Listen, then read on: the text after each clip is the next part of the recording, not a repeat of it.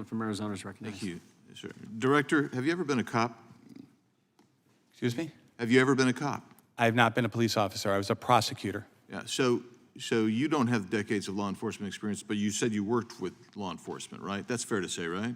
I was a prosecutor for over 20 years in 5 different offices. You worked with law enforcement. You aren't law enforcement. So is it common for ATF to turn off the power to a location prior to executing a search warrant? Is it common for us to do that? Yeah. I do not believe it is a common thing that we do. You're the director. You either know it is common or you don't know whether it's common. I thought I answered the question. I'm sorry. Is it common? My understanding is it's not common, and I want to be very careful to say I'm not commenting on any case because I'm not sure until the facts come in. Did I ask you about a specific case, sir? I did not, did I? I asked you about policy. You just said it's not common. Next, does the ATF use RF frequency jamming technology to prevent the internet and cell phones from working? Sir, I'm sorry. Does the ATF use RF frequency jamming technology to prevent the internet and cell phones from working during the execution of a search warrant? Again, I am not going to sit here, and I guess I maybe should have said this before, and comment on the tactics that we use when we go into dangerous places, because it provides a blueprint for criminals to hurt us. Let's get this straight then. You told us you won't answer anything specifically about a case. Now you're saying you're not going to tell us generically. Maybe we can contact your staff in private setting and have a conversation instead of broadcasting next for all the criminals. Does the ATF use dynamic entry as their means for entry during the execution of a search warrant? Does the ATF still use dynamic entry as their means for entry during the execution of a search warrant? Again, I don't think it's appropriate. We can communicate with you on these kinds of training issues.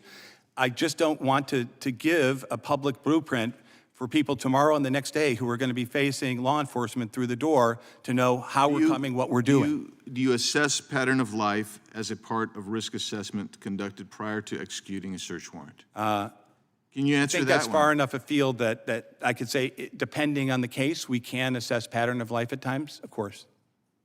Depends on the case, right? Some cases it's appropriate, some cases it's not. These are I don't do this, right? The career law enforcement people, as you pointed out, do this with decades of experience. I don't armchair quarterback them either. But here's the deal. You're the director, and I would expect that you would know what the policy is. And it looks to me, you've convinced me that maybe Mr. Nels was right. I'm not sure that I thought he was right. But you didn't want to tell us specifically about the Malinowski case. I got that. I think it's wrong. I think it's a false narrative. But then when I start asking you about policies, generic policies, now all of a sudden you don't want to answer those. So when you coordinate with local law enforcement you do coordinate with local law enforcement prior to the execution of a search warrant? In most cases, yes. Certainly, most of our cases we're doing shoulder to shoulder with law enforcement. So these are yes or no questions. Thank you for answering yes. Is it the ATF's practice to instruct law enforcement partners to turn off their body cameras when participating in search warrants with ATF? ATF's written policies that are in our MOUs is that if a local law enforcement agency has a body-worn camera policy and we're going on one of these short-term operations, they are entitled to follow their own policy if they wish. That is in black and white. Can you tell us the difference on how the ATF would handle a search warrant on a violent felon versus an individual who allegedly sold a few firearms without a license? Is there a distinction in your mind? Is that in ATF's approach? In every case, we do risk assessment, and it's dependent upon all the facts and circumstances of any particular matter. So in every case we do it, but you can't boil it down to one or two things. It's a risk assessment that experts who are risking their lives conduct. How does the ATF balance the need for operational security and the need for the safety to the public? We have to do, you're asking about balancing, I think you said operational security, and we have to keep the public safe. That's obviously paramount. But police officers are entitled to go home alive at the end of their shift also. And we also have to make sure that we're doing that as well. You have to do both. So you didn't answer the question. The question presupposed exactly what you just said. We know that you have to balance them. How do you balance them?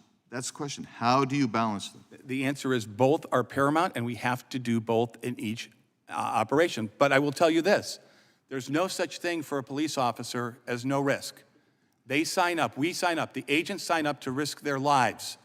And they often go into very dangerous situations in order to do that, so there's no way to mitigate all of their risks, sometimes very dangerous risk from any operation. And we understand that, we appreciate that. Now, I have to say that you didn't answer Mr. Massey's, our letters to you.